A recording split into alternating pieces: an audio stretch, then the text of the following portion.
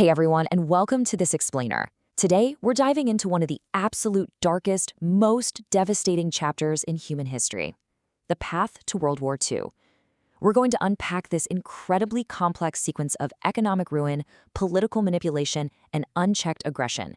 And as you'll see, the echoes of these events absolutely still shape the world we live in today. Okay, let's dive into this, because it really is the ultimate historical question, right? Why did millions of people willingly follow Adolf Hitler? And how on earth did the rest of Europe fail to stop him before it was just way too late? 60 million. Let that number sink in for a second. Over 60 million people. That is the staggering death toll of the conflict we're breaking down today. You know, this wasn't just some regional political dispute. It was a total global catastrophe that literally permanently altered the course of human history.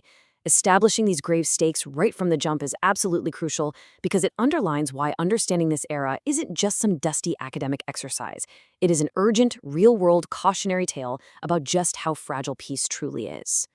So here is our roadmap for today. We'll be looking at 5 key phases. 1. From ashes to anger. 2. The rise of tyranny. 3. Expansion and failed appeasement. 4. The point of no return. And finally, why this matters today.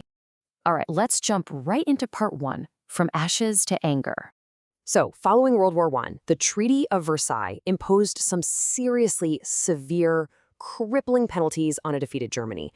The country was saddled with massive war reparations that, frankly, it just fundamentally could not pay.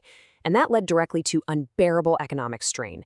Now, when you couple that financial burden with the loss of significant territory and deeply diminished industrial resources, well, you plant the seeds of deep public anger and widespread political instability across the entire nation. German society was left entirely broken and incredibly vulnerable. To put that vulnerability into perspective, during the Weimar Republic, catastrophic hyperinflation took hold, and the numbers here are just mind-boggling. At its peak, it could cost over 1 trillion German marks just to buy basic goods. 1 trillion.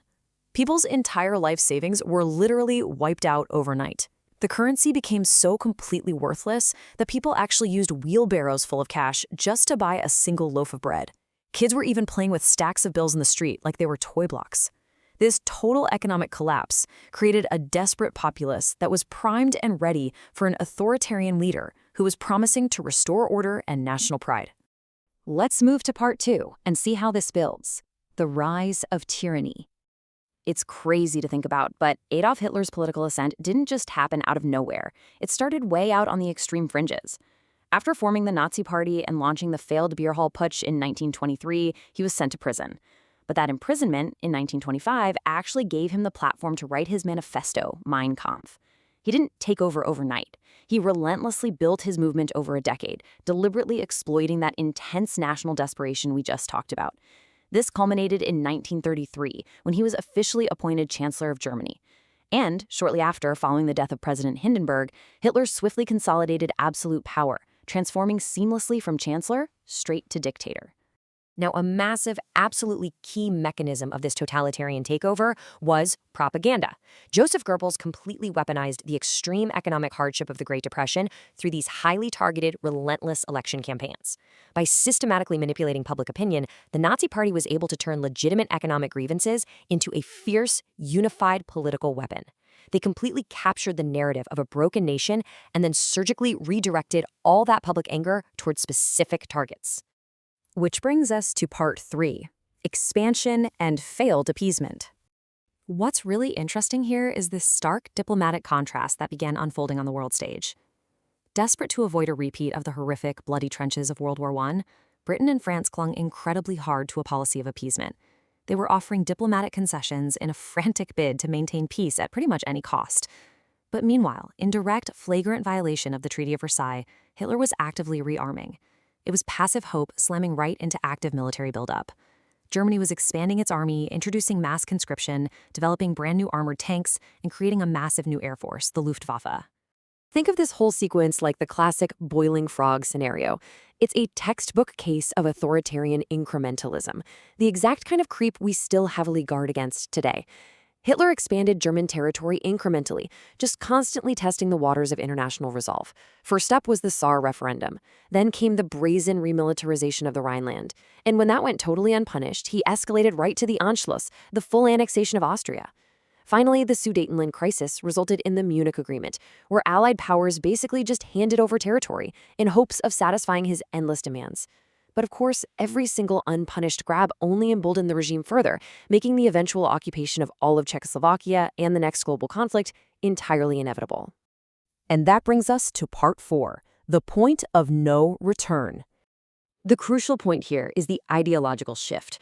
The driving force for the regime became Lebensraum, a deeply racist, expansionist ideology that literally demanded vast new living space for Germany.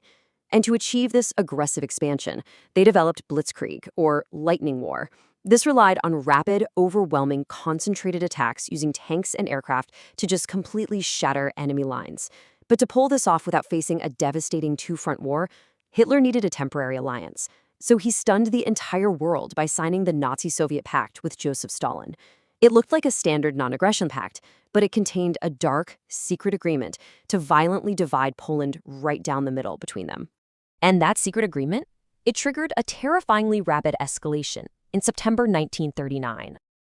On September 1st, utilizing those brutal blitzkrieg tactics, the German invasion of Poland began. By mid-September, a Soviet invasion struck from the east, which led to the total collapse of Polish resistance. The absolute global turning point occurred on September 3rd. Britain and France, finally realizing that Appeasement had definitively, totally failed, delivered a final ultimatum and then officially declared war. Just like that, World War II had begun. So let's look at part 5, why this matters today.